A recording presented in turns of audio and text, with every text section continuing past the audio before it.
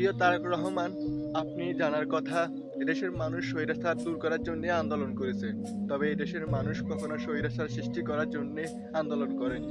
প্রিয় তারেক রহমান, আপনি এটা জানার কথা, আমরা যারা সাধারণ সাপোর্টার রয়েছি তারা সবসময় চায় দেশের শান্তিতে বসবাস করুক।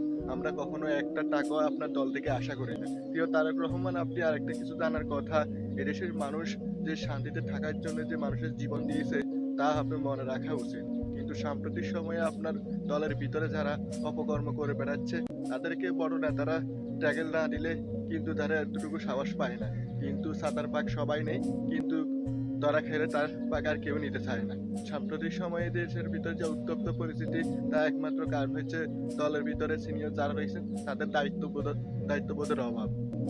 প্রিয় তারেক রহমান, আপনি আরেকটা বিষয় জানা উচিত, এই দেশের মানুষ আপনার বাবার রেখে যাওয়া দলটাকে খুব ভালোবাসে, কিন্তু আপনার হাতে দলটা কেমন হবে সেটা সময়ের অপেক্ষা করতেছে। এদেশের মানুষের আস্থা অর্জন করতে হলে দলকে শক্তভাবে নিয়ন্ত্রণ করুন, না হলে এদেশের মানুষের আস্থা এবং ভালোবাসা দুটাই হারাবেন।